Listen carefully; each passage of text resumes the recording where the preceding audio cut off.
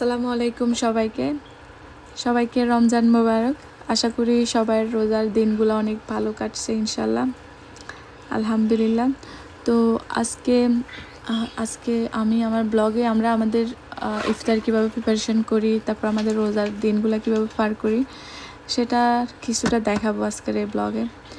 তো আমি এখন সকাল 12টা থেকে 12:30 বাজে ঘুম থেকে উঠলাম। ওঠার পরে আমি কিছু জামাকাপড় লন্ড্রিতে দিয়ে দিলাম, কিছু ব্ল্যাঙ্কেট, কিছু জামাকাপড়, কিছু বিছানার চাদর। তো আমাদের যেহেতু বাচ্চা কাচ্চা আছে, আমাদের এভরিডে কিছু না কিছু লন্ড্রিতে দিতে হয়। তো দেখতে দেখতে আমাদের 14টা রোজা শেষ হয়ে গেল, প্রায় অর্ধেক শেষ, আর বাকি অর্ধেক এটাও শেষ হয়ে যাবে অনেক তাড়াতাড়ি। আর আমার কাছে মনে হয় রোজার মাসটা অনেক দ্রুতই শেষ হয়ে যায়। আমার মনে হয় সবার কাছেই সেমটা মনে হয়। তো এখানে আমার লন্ড্রি শেষ করার পর আমি চলে আসলাম রুমে এসে দেখলাম ফাতেমার বাবা কি পারফিউম, এয়ারপড, সাউন্ড বক্স নিয়ে এসছে দোকান থেকে। তো এগুলা দেখাইতেছিল আমাকে, আর এখানে ওমর খেলতেছে, মাশাল্লাহ।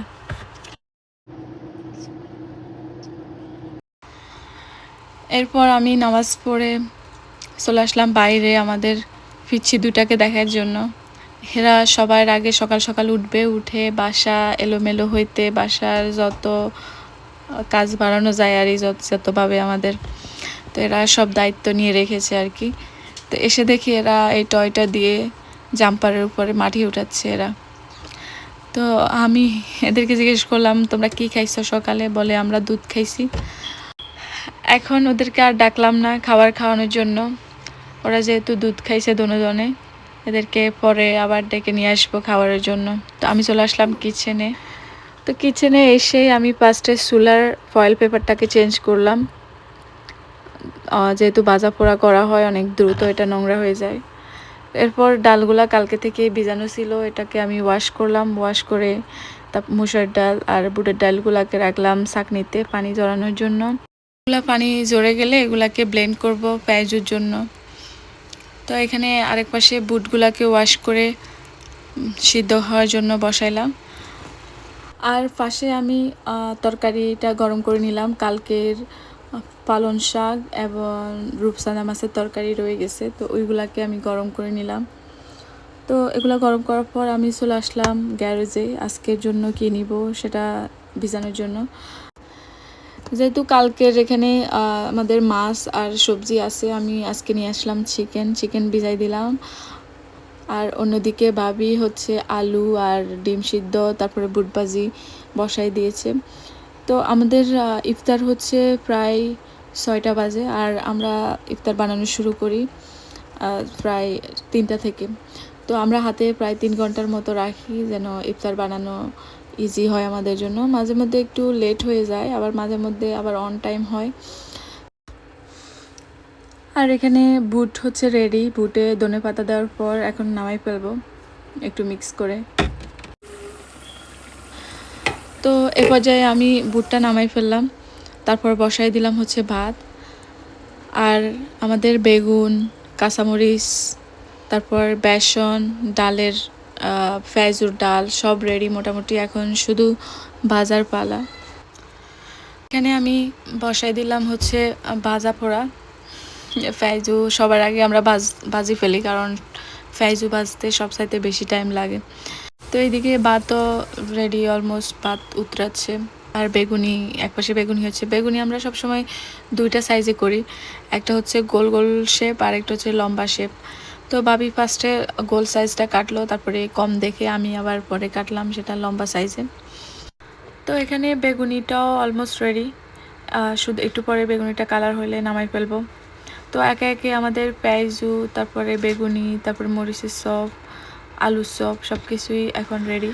তো এখানে অপর পাশে আমি বসাই দিলাম হচ্ছে চিকেনের জন্য মশলা। আজকে আমাদের সেহরিতে থাকছে হচ্ছে চিকেন আর হচ্ছে চিংড়ি মাছ দিয়ে মূলার তরকারি। তো এখন সেহরি রান্নাও শেষ। এখানে ইফতারিতে আরও আছে হচ্ছে সালাদ, তারপরে ইসুবগুলের ভুসি ভেজানো দুধ, এরপর আছে ট্যাং, তারপরে এক এক সময় এক এক ফ্রুট থাকে। এখানে আজকে আছে হচ্ছে গ্রেপ, তারপরে রাসবেরি, স্ট্রবেরি। আর হচ্ছে মোস্ট ইম্পর্ট্যান্ট খেজুর। তো এখানে সবাইকে বেড়ে দেওয়া হয় এভাবে, সবাই মিলে আমরা কার্পেটে বিছানা বিছাই, সবাই মিলে বসে ইফতার করি এভাবে। তো এখানে অলমোস্ট আমাদের ফ্যামিলির সবাই আছে, শুধু আমাদের বড় আফু আর জেরিন বাদে।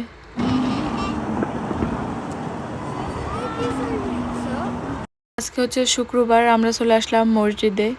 কালকে শনিবার বাচ্চাদের স্কুল নেই, তো শনিবার রবিবার আমরা একটু ট্রাই করি বাচ্চাদের নিয়ে মসজিদে আসার। এটা হচ্ছে মহিলাদের রুম, এখানে মহিলারা নামাজ পড়ে। আর বাম পাশে যেটা দেখা যাচ্ছে ওটা হচ্ছে পুরুষদের কাতার, পুরুষদের রুম। তো ওখানে বাচ্চারা একটু সাউন্ড করে, এই কারণে আমরা এই রুমটাতে এসে বাচ্চাদেরকে নিয়ে থাকি আর আমরা নামাজ পড়ি। বাচ্চারা খেলাধুলা করে আর কি এই রুমে।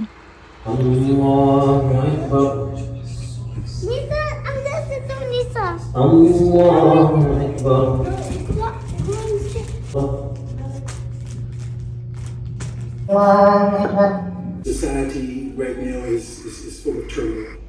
And we know there's Mom looking for her mother again. A child.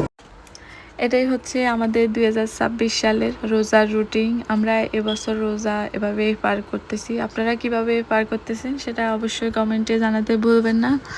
আশা করি সবাই ভালো থাকবেন, সুস্থ থাকবেন আল্লাহর রহমতে।